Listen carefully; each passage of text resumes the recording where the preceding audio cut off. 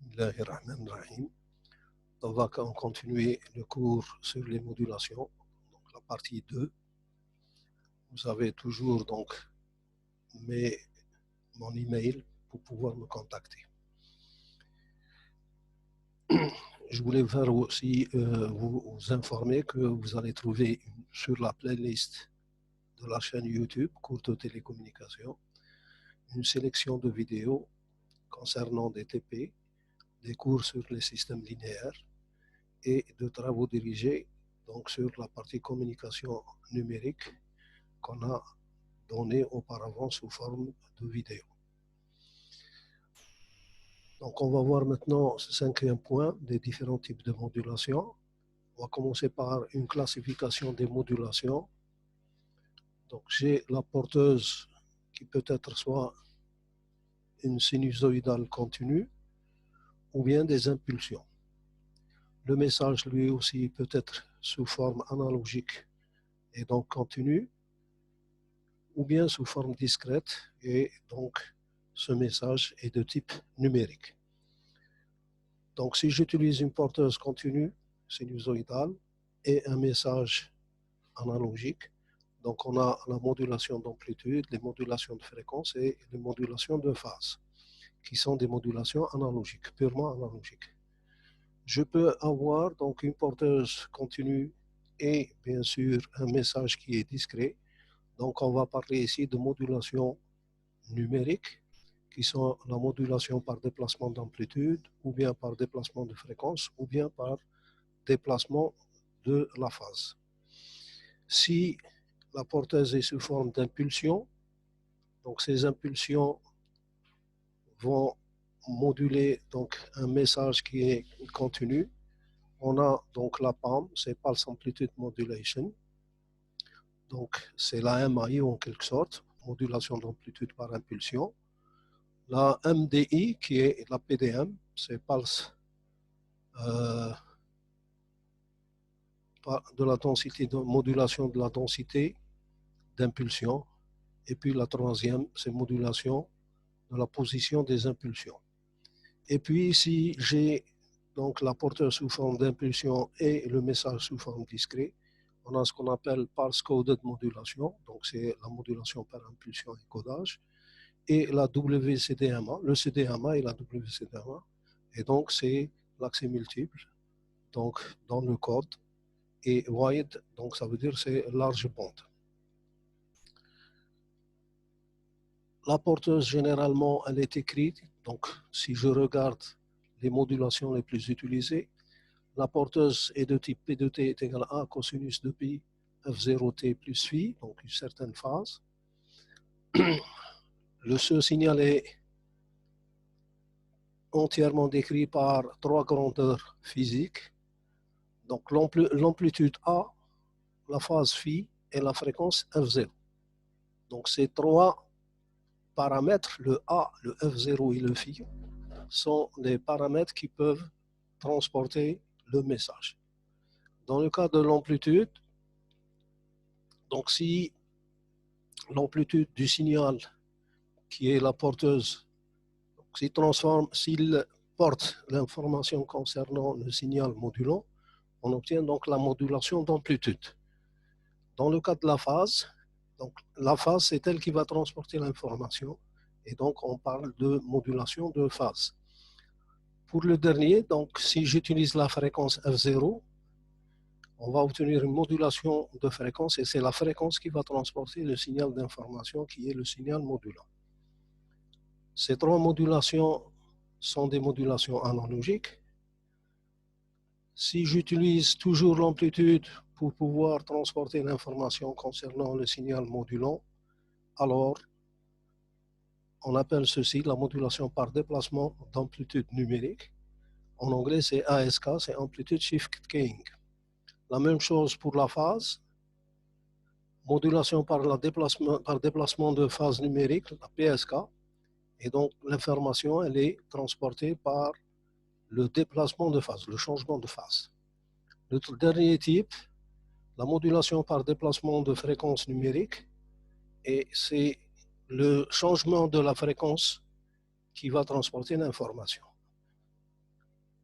Les modulations mixtes, on a une modulation d'amplitude et de phase. Donc, on utilise la phase et l'amplitude, et c'est ce qu'on appelle la MQAM.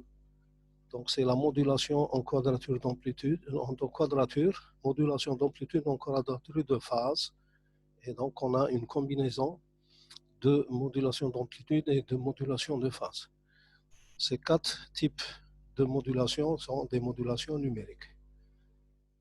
Utilisation de la modulation. La modulation est utilisée donc dans tous les systèmes de diffusion, ce qu'on appelle le broadcast. La modulation d'amplitude est très largement utilisée pour la diffusion sur des ondes en bande courte, moyenne ou longue. La démodulation est plus simple et ceci signifie que les récepteurs radio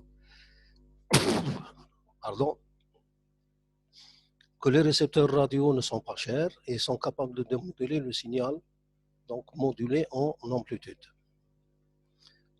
Plusieurs systèmes radio sont améliorés par des systèmes de transmission de haute qualité, tels que la modulation de fréquence, FM, ou des transmissions numériques. Les bandes radio, la transmission VHF pour plusieurs applications aéroportées utilise toujours la modulation AM. Donc là, c'est pour l'aviation, on utilise toujours les modulations AM et elles sont utilisées pour les communications aussi radio. Donc ici, on a un schéma avec une liaison par satellite qui utilise généralement la PSK. Ici, on a le réseau de diffusion donc pour la télévision et la radio. On a un réseau radio mobile. Les réseaux radio mobiles sont utilisés pour permettre aux véhicules et aux personnes de communiquer via le réseau. On a le réseau local VLAN, donc quand on a une entreprise ou si on voudrait diffuser le signal partout dans la maison. On a les réseaux câblés, donc les réseaux câblés, c'est les réseaux tels que le téléphone. On a aussi des réseaux d'accès. Les réseaux d'accès permettent, ici c'est surtout pour les opérateurs. Les opérateurs utilisent les réseaux d'accès avec les réseaux câblés pour pouvoir permettre le lien entre les différents abonnés. La modulation, les types de modulation, donc on a la bande latérale unique, single side band. Cette modulation d'amplitude dans la forme donne une bande latérale unique qui est toujours utilisée pour les réseaux HF radio. Utilisant la largeur de bande basse permettant une utilisation plus efficace de la puissance transmise. Cette forme de modulation est toujours utilisée pour les liaisons HF point à point. Donc cette modulation à bande latérale unique. Donc je fais une modulation, j'obtiens les deux bandes et je filtre une des bandes pour pouvoir la transmettre. Les modulations d'amplitude en quadrature. Donc là, je vais utiliser la modulation d'amplitude, mais donc cette modulation d'amplitude est utilisée pour les transmissions de données par ondes courtes, les faisceaux hertziens, ou aux liaisons sans fil telles que le Wi-Fi, aux télécommunications cellulaires, etc. Donc, c'est utilisé en FH, en Wi-Fi, en satellite des fois aussi, mais c'est très peu utilisé. Et cette modulation d'amplitude, on va la voir par la suite, elle va utiliser deux porteuses déphasées de 90 degrés avec une modulation d'amplitude. Ici, vous avez un schéma donc qui n'est pas très clair. On va le revoir dans la suite du cours. Comment sélectionner une modulation? Quels sont les critères à prendre en considération par un ingénieur télécom pour choisir une modulation? La première des choses, c'est la nature. Est-ce qu'on travaille en analogique ou bien en numérique? Deuxième chose, c'est l'efficacité en puissance. Donc, quelle est la puissance en bits pour transmettre un bit? Donc, l'efficacité en puissance, elle est très importante parce qu'elle permet de travailler avec des systèmes qui ne consomment pas beaucoup de puissance. Il y a aussi l'efficacité spectrale en termes d'occupation spectrale. Donc, il faudrait avoir combien on peut transmettre de bits par une bande de 1 Hz. Donc, on le calcule sous cette forme-là. Donc, pour pouvoir savoir cette efficacité spectrale. Plus l'efficacité spectrale est haute, plus ça permet de transmettre un grand nombre d'éléments binaires. La résistance au bruit, là aussi c'est quelque chose de très important. Comment cette modulation va résister au bruit? Et ceci permet de trouver la probabilité d'erreur minimale pour une communication numérique afin d'assurer une bonne qualité de transmission. Donc, plus la probabilité d'erreur est petite, plus la qualité de la transmission est meilleure. Un 10-3 est mauvais par rapport à un 10-4, qui est mauvais par rapport à un 10-6, et ainsi de suite. Et puis, le dernier point, concernant les concepteurs de systèmes, le problème de complexité par rapport au coût. Donc, plus un système est complexe, plus son coût est fort. Maintenant, on va voir le principe des modulations numériques, les formes générales d'un modulateur, le plan de Fresnel ou bien ce qu'on appelle la constellation, et comment sélectionner une modulation. Et puis, par la suite, donc ça, on l'a vu, donc c'est le premier point, donc le point rouge n'existe pas. Le signal modulant, donc principe des modulations numériques. Le signal modulant obtenu après codage est un signal en bande de base, éventuellement complexe, qui s'écrit sous la forme de C de T, qui est égal à la somme sur K de CK de T, G de T moins KT.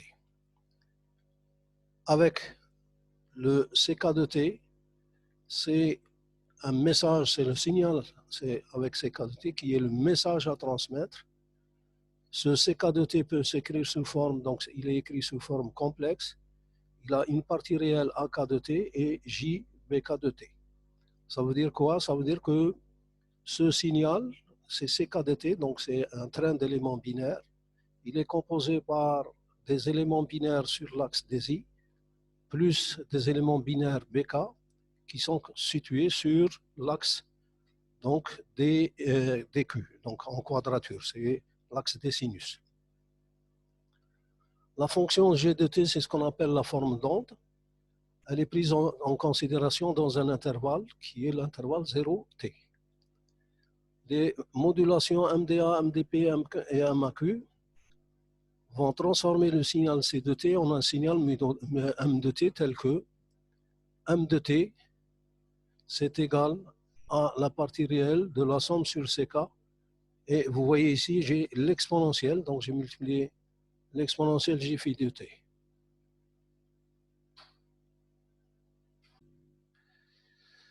Donc la modulation MDA ou MDP ou la MAQ transforme ce signal C de T en un signal modulé M de T tel que M de T, c'est la partie réelle de la somme sur K de CK de T, l'exponentielle J oméga 0 T plus phi 0.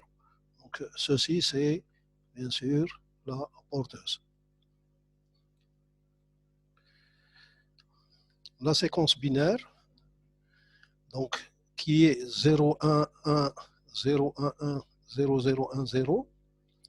Si je prends une partie de cette séquence, je la transforme par modulation, donc un groupe de bits associés à un symbole. Le symbole, maintenant, c'est quoi? C'est soit la partie IQ, donc la partie réelle et la partie imaginaire, soit l'amplitude et la phase. Donc, le symbole peut être constitué soit d'une composante suivant l'axe des X ou bien sur une composante suivant l'axe des Q. Et bien sûr, le deuxième type de symbole, c'est l'amplitude et la phase. Le signal donc obtenu après modulation c'est SRF, donc on l'appelle RF parce qu'il est à haute fréquence, il a subi une transposition de fréquence. Dans le cas où j'utilise les symboles IQ, je vais avoir I de t à cosinus de pi f 0t moins Q de t multiplié par sinus de pi f 0t. Le symbole définit l'état électrique de la porteuse en amplitude, en phase ou en fréquence. Donc, il définit, le symbole, c'est ça. Hein. Donc, la notion de symbole, attention, c'est lorsque je prends un groupe de bits associé à un symbole. Donc, je prends un groupe de bits et je veux l'associer à un symbole. Ça veut dire que le symbole, il contient soit un bit, soit 2 bits, soit 3 bits, soit 4 bits, soit 6 bits, soit 8 bits. Hein. Donc, ça dépend du type de modulation qui sera utilisé par la suite.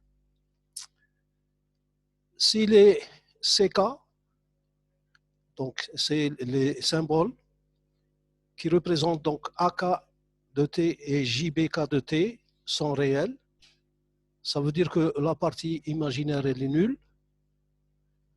Alors, il n'y a que la partie réelle, et à ce moment-là, la modulation elle est dite unidimensionnelle, donc elle est seulement sur l'axe des X, qui est l'axe I. Maintenant, si le CK est complexe, alors là, la modulation elle est dite bidimensionnelle. Bidimensionnelle parce que je vais avoir l'axe de psi 1 et l'axe de psi 2. Ça veut dire l'axe I et l'axe Q. Le signal va s'écrire sous la forme plus simple puisque je développe le cosinus. Je vais avoir les AK cosinus oméga 0t plus phi 0 plus la somme des BK de t sinus oméga 0t plus phi 0. On peut l'écrire encore sous la forme de, ici, ceci peut être représenté comme étant le A de t avec le cosinus moins B de t, ceci, la somme des BK, c'est le B de t, en posant bien sûr, A de t, c'est le module de la porteuse, donc module en amplitude de la porteuse en phase, et module en amplitude de la porteuse en quadrature, le sinus phi 0. A de t et B de t sont aussi appelés les trains modulants, parce qu'ils proviennent du signal modulant CK de t, et donc A de t c'est la somme des AK que multiplie la forme d'onde, et B de t c'est la somme sur K des BK que multiplie la forme d'onde. Les symboles AK et BK prennent respectivement les valeurs dans l'alphabet A1, A2 jusqu'à A1 et dans l'alphabet B1 jusqu'à B1. La forme générale d'un modulateur, ici vous avez l'entrée MR, c'est les signaux ou bien le train binaire. À l'aide d'un codeur, on va les regrouper en symboles AK et BK. Ces symboles sont mis en forme par une fonction G de t, qui est la forme d'onde. Et à la sortie de ce filtre de forme d'onde, j'obtiens le signal A de t, qui est écrit en fonction de la somme sur K des AK multiplié par G de t moins KT. Ce signal A de t, il va être filtré. Donc, on va reprendre. Vous avez le signal en entrée, le codeur, les deux symboles que je vais obtenir. Les symboles ici peuvent contenir un bit, ou bien 2 bits, 3 bits ou 4 bits. Hein. Donc, ça dépend de la modulation qu'on va utiliser par la suite. Ces AK et BK, qui sont donc des symboles, sont mis en forme grâce à un filtrage de fonction de la réponse impulsionnelle G de t, et ça va me donner en sortie un signal A de t, qui est un signal électrique, et qui varie en fonction des symboles AK. Ce A de t, c'est la somme des AK, c'est la somme sur K des AK que multiplie G de t moins KT. La même chose pour l'axe des BK, on obtient les B de t. Et ici, je vais avoir le modulateur. Donc, j'ai un oscillateur qui va alimenter directement le premier modulateur, qui est le multiplieur. Et ici, l'oscillateur, donc le signal sinusoïdal, il subit un déphasage de P sur 2 et il vient multiplier le signal B de t. Et vous voyez ici, j'ai un cosinus oméga 0 plus phi 0. Ici, j'ai moins sinus oméga 0t plus phi 0. En faisant la sommation de ces deux signaux avec la multiplication avec B de t et de A de t, je vais obtenir le signal M de t qu'on a décrit tout à l'heure avec la formule. Les différents types de modulation sont définis par des alphabets décrits ci-dessus par la fonction G de t. Donc on a montré auparavant comment ils sont décrits et comment ils sont mis en forme par la fonction G de t. À chaque symbole émis correspond à un signal élémentaire de la forme M de t, donc MK de t. Donc là, c'est un point de la constellation. C'est un point AK que multiplie la forme d'ordre, que multiplie donc un cosinus oméga 0t plus phi 0, moins B de t, G moins t moins KT, que multiplie sinus oméga 0t plus phi 0. On va voir maintenant cette formule, comment elle est représentée dans le plan de Fresnel ou bien dans ce qu'on appelle la constellation. La constellation est une représentation dans un espace à deux dimensions, ce qu'on appelle aussi la décomposition de Fresnel, dont les fonctions de base sont donc psi 1 et psi 2. Donc psi 1 c'est g de t moins kt cosinus et moins g de t kt pour le psi 2 que multiplie un sinus.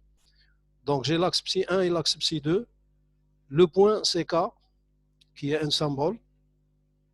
Et bien sûr, il représente le mk de t qu'on a vu tout à l'heure dans la diapositive précédente. Les AK, c'est bien sûr la projection de CK sur l'axe de psi 1 et les BK, c'est la projection de point CK sur l'axe psi 2.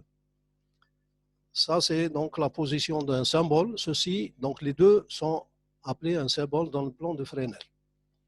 Ici, on a une présentation, un plan de Fresnel ou une constellation où il y a plusieurs symboles. Le symbole CK, c'est AK plus JBK. Et donc, je vais avoir CK, C3, C2, C1 qui est là et d'autres points. On sait que de l'origine jusqu'au point CK, je vais avoir ce qu'on appelle la racine de EB, c'est la racine donc de l'énergie. La distance minimum entre les différents CK, D minimum, c'est le minimum de DIJ, donc je prends C1, C2, puis C2, C3, C3, C4, et ainsi de suite, avec le DIJ ici, qui est la différence entre CI moins CJ au carré. Donc ça, c'est ce qu'on appelle la dimension distance minimum. Donc plus cette distance est grande, plus la probabilité d'erreur sera faible. Donc ça, on l'a vu dans le cours de communication numérique. La probabilité d'erreur, elle est toujours dépendante de la distance et elle est, si la distance augmente, la probabilité d'erreur sera faible et donc la qualité sera meilleure. Les critères de choix d'une modulation numérique sont la constellation, donc le plus important c'est la constellation qui permet de voir exactement donc, les distances et le problème de la racine de l'énergie, qui suivant les applications mettra en évidence une faible énergie, donc ce qu'on doit avoir toujours une racine de E qui est faible, qui est nécessaire à la transmission des symboles, ou une faible probabilité d'erreur qu'on avait décrit tout à l'heure. Le deuxième point concernant donc le critère de choix, c'est l'occupation spectrale du signal modulé. L'occupation spectrale du signal modulé, il faudrait que la bande donc passante du signal soit la plus petite possible. La simplicité de réalisation, avec éventuellement une symétrie entre les points de la constellation. Donc, au lieu d'avoir une constellation comme ça éparpillée, il est préférable d'avoir une constellation dont les points sont symétriques. Maintenant, on va passer à une série d'exercices. Donc, l'exemple 1, après la démodulation, un récepteur radio reçoit des impulsions de plus 1 volt et de 0 volt, auquel s'ajoute un bruit AWGN, donc Additive White Gaussian Noise, donc c'est un bruit blanc gaussien additif de variance sigma au carré qui est égal à 0,01. On demande d'estimer la probabilité d'erreur sur les bits en supposant un seuil de 0,5 volts et un nombre égal de 0 et de 1. La solution, la probabilité d'erreur sur les bits elle s'écrit sous la forme de probabilité. C'est 0,5 la probabilité que n soit supérieur à 0,5 volts quand 0 est transmis. Et elle est égale à 0,5 la probabilité que n soit inférieur à 0,5 quand un 1 est transmis. On est dans une modulation binaire.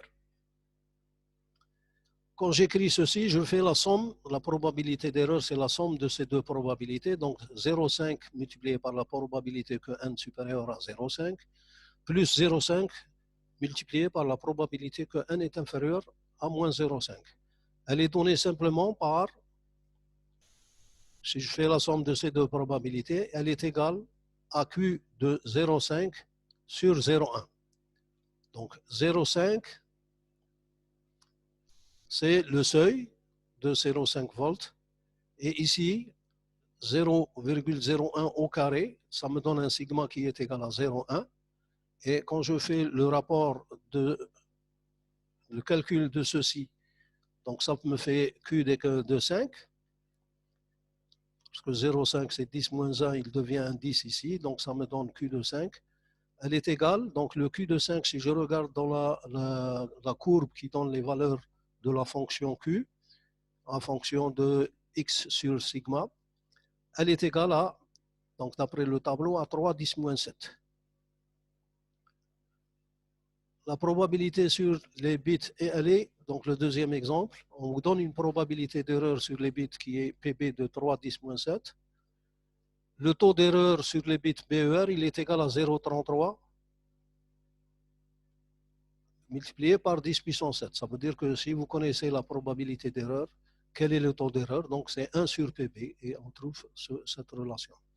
Exemple 3, après la modulation, après la démodulation, un récepteur reçoit des impulsions de plus 1 volt et 0 volt avec un bruit AWGN sigma 2 et il a la probabilité d'erreur sur les bits de 10-3. Quelle est la variance du bruit reçu? Donc là, on va écrire la probabilité en fonction de sigma. Donc Q de 0,5 sur sigma, j'ai toujours la même chose. Q de 0,5 sur, il est égal à 10-3, c'est donné. Donc 10-3 est donné, c'est la probabilité d'erreur. À partir du graphe, je vais avoir, donc ayant 10-3, je vais avoir cette valeur-là. La valeur de 0,5 sur sigma, elle est égale à 3,2. Cette valeur de 3,2, c'est le rapport EB sur N0 correspondant à 10-3. D'où le sigma, il est égal à quoi? Donc le sigma est égal à 0,5 sur 0,32, ça me donne 0,016. Et donc la variance sigma au carré, c'est ceci au carré, ça me donne donc 0,26 au carré. Exemple 4, un récepteur radio reçoit des impulsions de plus ou moins 1 volt avec un bruit AWG1 de densité spectrale unilatérale, donc qui est égal à N0 égal à 0,40 puis 2 watts par hertz. Donc c'est une densité spectrale, c'est pour ça qu'elle est exprimée en watts par hertz. Ce signal est passé donc à travers un filtre passe-bas de fréquence de coupure 500 Hz, puis alimente un détecteur de seuil à 0. Estimer la probabilité d'erreur sur les bits en posant le numéro de 1 qui est égal au nombre de 0. Donc ils ont la même probabilité. Donc probabilité d'avoir 1 ou d'avoir 0, elles sont identiques et c'est égal à 1,5.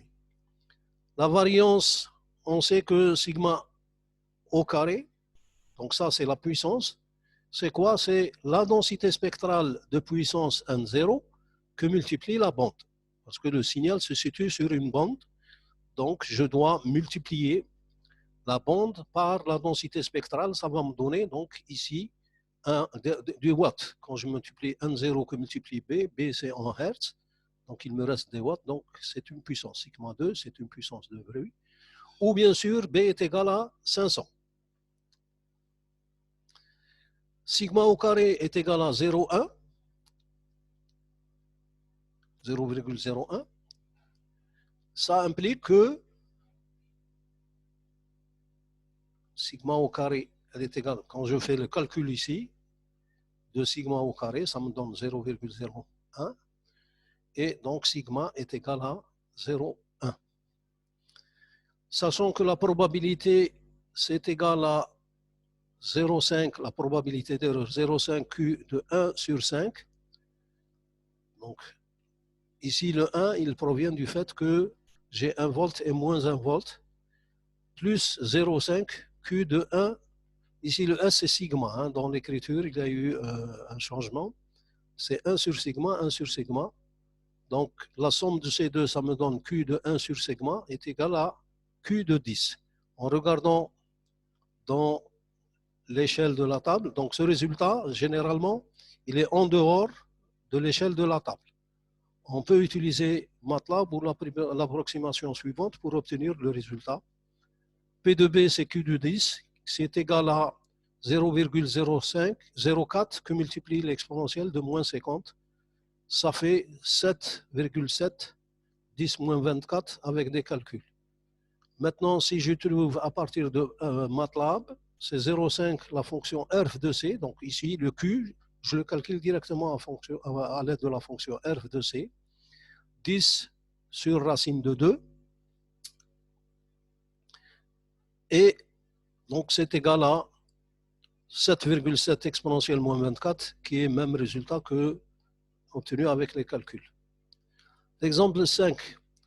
Soit un système de transmission qui est affecté par du bruit AWGN, la puissance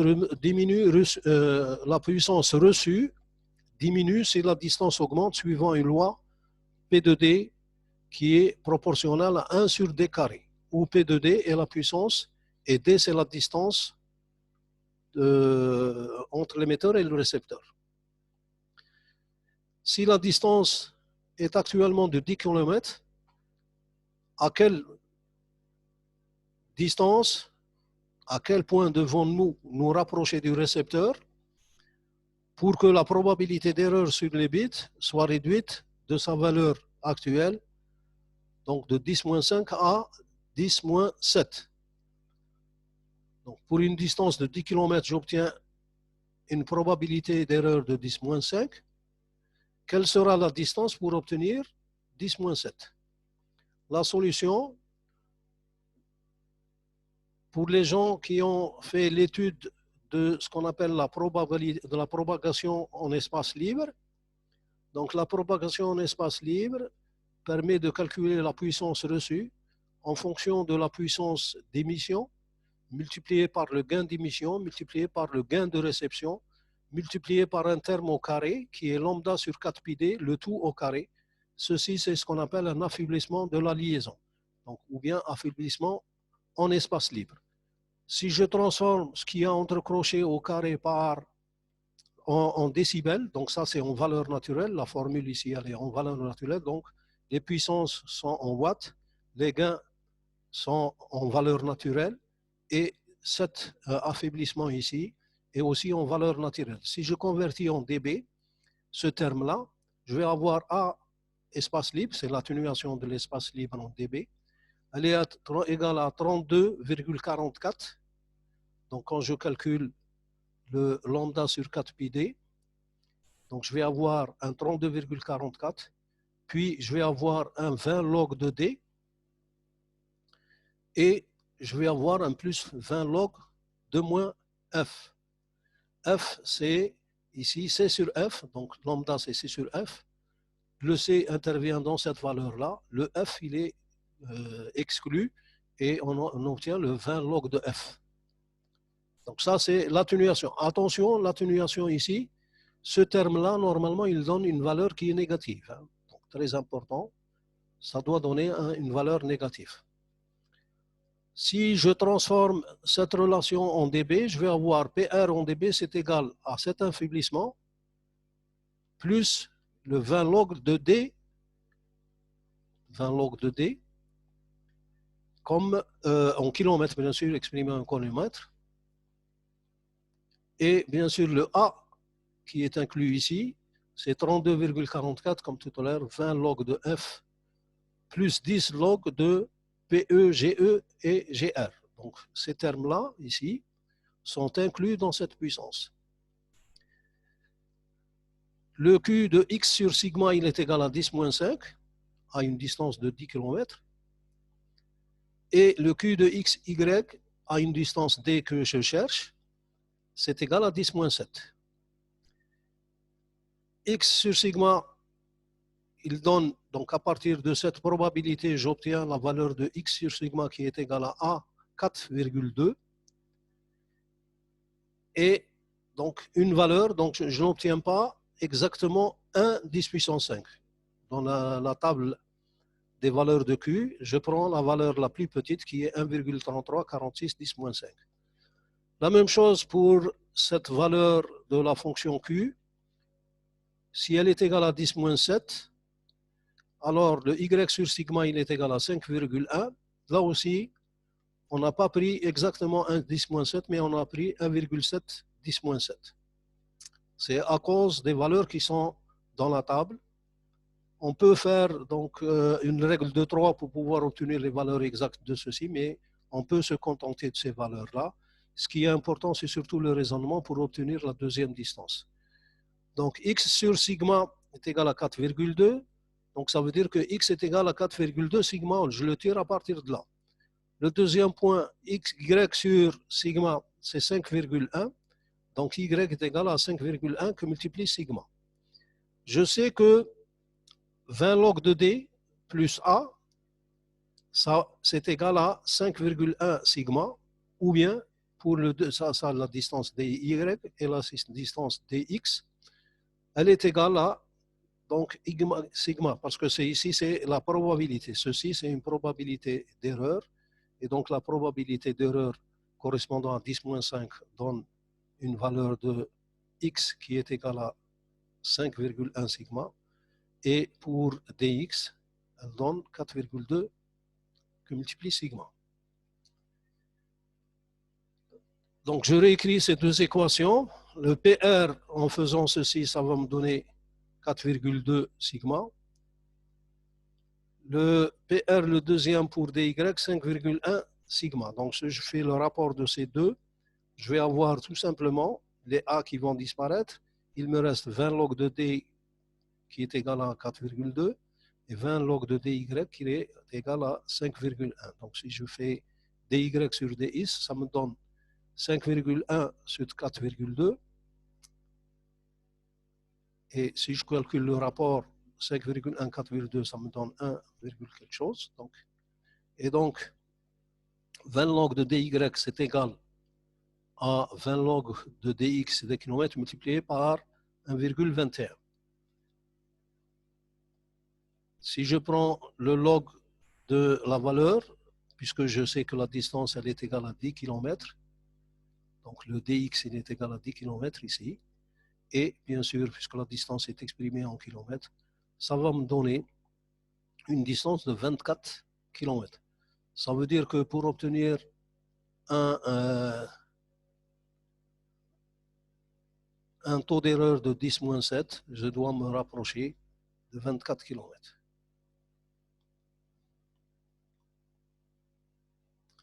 Le tableau ici, la valeur de 4,2, elle est égale à peu près, donc le QX c'est 1,33 10-5 pour donner 4,2. Et pour le 5,1, je vais avoir 1,69 qui est cette valeur-là, que multiplie 10 puissance moins 7 pour les valeurs de Q. Exemple 6, un récepteur reçoit un train d'éléments binaires à un débit de 10 bits par seconde sous forme d'impulsion bipolaire de plus ou moins 1 volt avec un bruit AWGN avec une densité spectrale de puissance, donc PSDC en anglais, unilatérale de 1,0 est égale à 2 10-5 watts par hertz.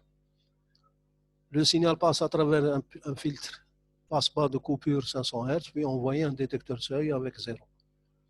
Pour une plage de valeur de 10 EB sur 1,0 dB, disons de 5 à 30 dB, estimer la probabilité d'erreur sur le bit en estimant ou bien en supposant des nombres égaux de 1 et de 0. tracer un graphique en cascade de la probabilité d'erreur par rapport à EB sur N0. Donc, sigma x au carré, elle est égale à 500. N0, elle est égale, ici, normalement, c'est la bande qui est égale à 500 Hz. Donc, la bande qui est 500 Hz. N0, donc c'est 500 Hz multiplié par cette valeur de N0 qui est de 10-5. Donc, attention ici, c'est la bande B. N0, c'est la bande B multipliée par N0 et ça me donne 0,01 watts. Ça, c'est sigma x sigma au carré et le sigma, c'est tout simplement 0,1. Sachant que la probabilité d'erreur, c'est 0,5 Q de V sur 5 plus 0,5 Q de V sur 5 parce que j'ai tout simplement des impulsions de plus ou moins 1 volt.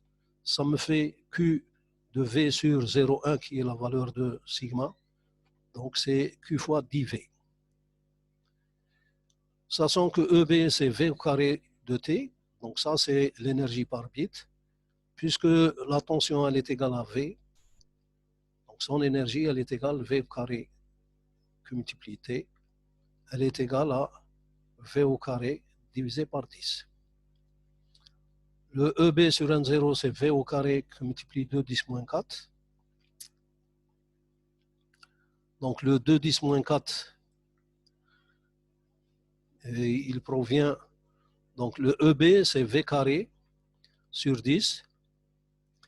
Et cette valeur-là, c'est la valeur de N0. Donc c'est EB sur N0. Donc, ça me donne donc 5000 volts au carré. D'où le V. Donc si je calcule le V à partir de cette valeur-là, ça va être la racine de EB sur N0 divisé par 5000. Et bien sûr, la probabilité d'erreur, c'est QD sur V. Donc si je remplace le V ici par sa valeur, ça va me donner Q de 10 racine de EB sur N0 sur 500, qui est égal à Q de 0,02. Quand j'enlève le 5000 de la racine, je vais obtenir 0,02 racine de EB sur N0. Et c'est égal à 0,5, la fonction RF de cette valeur-là, donc qui est égale à 0,01 que multiplie racine de EB sur N0. Donc je réalise j'écris un programme de MATLAB qui permet de calculer la probabilité en fonction de EB sur N0. Donc la fonction clear, ça permet de remettre à zéro toutes les variables. Ici, j'ai une boucle qui me permet de calculer les différentes valeurs de EB sur N0. Les valeurs commencent à partir de moins 5 jusqu'à 30. Je calcule, puisque ici c'est en dB, cette relation permet de calculer le EB sur N0 en watts. Puis je calcule la probabilité d'erreur pour chaque EB sur N0. C'est 0,5 la fonction RC, square de E, donc le E c'est la valeur en dB, c'est la probabilité d'erreur. Donc la fin, ici il va faire une boucle, il va calculer toutes les valeurs de PBU. Ici je vais utiliser tracer une courbe de probabilité en utilisant une échelle semi-logarithmique, EB, PE, donc grid on. Donc ça va donner sur un axe le log, sur l'autre axe des valeurs naturelles. Ou, bien sûr, probabilité d'erreur, PB c'est la probabilité d'erreur, EB c'est l'énergie par but. Puissance utilisée pour transmettre les données binaires est donnée donc par une unité en watts, ou bien en joules par seconde, divisé par le débit binaire, bit par seconde. Donc ça me donne la puissance que nécessite un bit pour être transmis. Donc cette puissance, elle est exprimée en joules. N0, donc, c'est la densité spectrale de puissance unilatérale d'un bruit, AWGN. En anglais, on l'appelle one-sided PSD, donc probabilité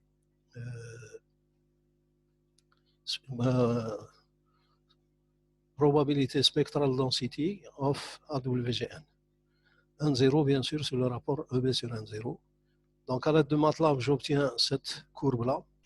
Donc, ici, j'ai les probabilités. Ici, donc c'est les probabilités en valeur naturelle. Ici, je vais avoir le rapport S sur B qui va de moins 5 à plus 5. Donc, ça, c'est une répétition de ce qu'on a fait. Donc, ceci termine ce premier cours donc, sur les modulations. Ça, c'est la deuxième partie des modulations. Et puis, dans les prochains cours, on va aborder la MDA, la MDP, donc les différentes probabilités de modulation qui sont utilisées dans le cadre du numérique. Donc, au revoir et à la prochaine